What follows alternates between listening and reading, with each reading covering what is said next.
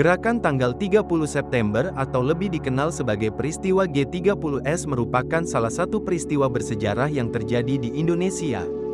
G30S adalah peristiwa penculikan serta pembunuhan 6 jenderal dan 1 perwira Tentara Nasional Indonesia Angkatan Darat di Jakarta dalam waktu 1 malam.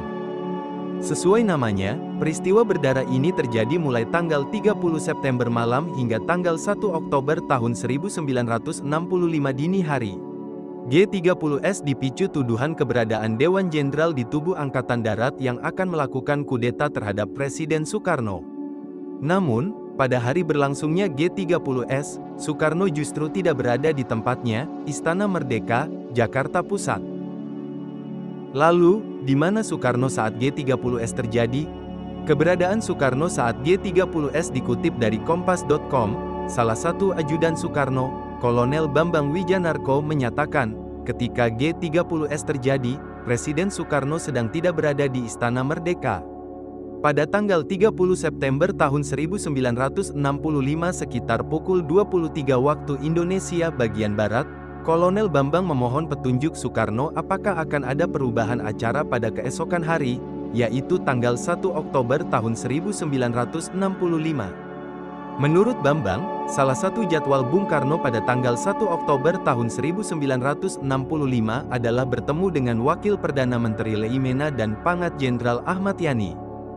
Namun, keesokan paginya, setelah acara gladi resik peringatan Hari Ulang Tahun TNI yang saat itu masih bernama Angkatan Bersenjata Republik Indonesia, ABRI, di parkir timur Senayan, Bambang tidak menemukan Presiden Soekarno di Istana Merdeka. Tak lama berselang, Bambang menerima kabar dari Kolonel Sumirat dan AKBP Mangil Martowijoyo soal keberadaan Soekarno. Ternyata, pada tanggal 30 September tahun 1965 malam hari, Soekarno menginap di rumah salah satu istrinya, Ratna Sari Dewi, di Wisma Yaso, Jalan Gatot Subroto, Jakarta Selatan. Pada tanggal 1 Oktober tahun 1965 sekitar pukul 6 waktu Indonesia bagian Barat, Soekarno pergi meninggalkan kediaman Ratna Sari Dewi menuju Istana Merdeka dengan diantar oleh AKBP Mangil dan dikawal pengawal pribadinya. Akan tetapi, di tengah perjalanan menuju istana, Soekarno putar arah menuju rumah istri keduanya, Haryati, yang terletak di kawasan Slipi, Jakarta Barat. Alasan Soekarno berpindah haluan adalah adanya kabar bahwa Istana Merdeka telah dikepung pasukan yang tidak dikenal. Bambang menyebutkan, pada tanggal 1 Oktober tahun 1965 pagi hari, Istana Merdeka memang benar telah dikelilingi pasukan bersenjata lengkap dengan kain berwarna kuning melingkar di leher. Dari rumah Haryati di Slipi, Soekarno pun mendapat saran untuk segera mengungsi ke Halim Perdana Kusuma, Jakarta Timur. Kendati demikian, Bambang tidak menyebutkan saran tersebut berasal dari siapa. Soekarno sampai di Halim Perdana Kusuma sekitar pukul 9 waktu Indonesia bagian Barat. Dia disambut oleh Panglima Angkatan Udara Omar Dhani dan segera ditempatkan di rumah seorang perwira tinggi.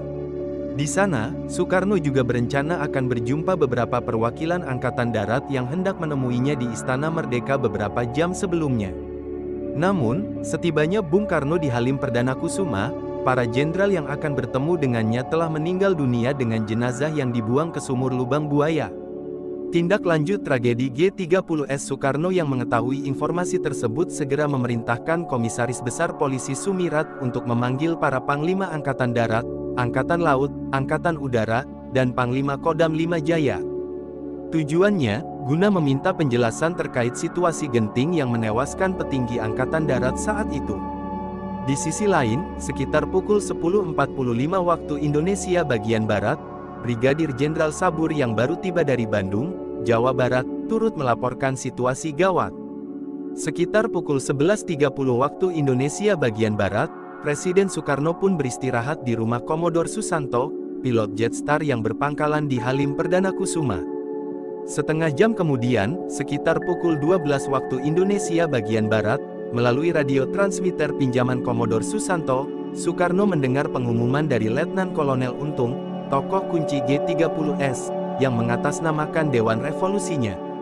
Karena kondisi yang semakin tidak kondusif, pimpinan Resimen Cakrabirawa, sebuah pasukan gabungan khusus yang bertugas menjaga keamanan Presiden, memutuskan mengamankan Soekarno ke Istana Bogor, Jawa Barat. Beberapa bulan kemudian, pada tanggal 11 Maret tahun 1966, Soekarno mengeluarkan Surat Perintah 11 Maret atau lebih dikenal sebagai Super Semar. Isi Super Semar adalah Soekarno memberi mandat kepada Menteri, Panglima Angkatan Darat Soeharto untuk mengambil segala tindakan dalam upaya mengatasi konflik yang terjadi. Super Semar inilah yang kemudian membawa Soeharto naik ke tampuk kekuasaan menggantikan kedudukan Soekarno sebagai Presiden Indonesia sejak tahun 1967 sampai tahun 1998.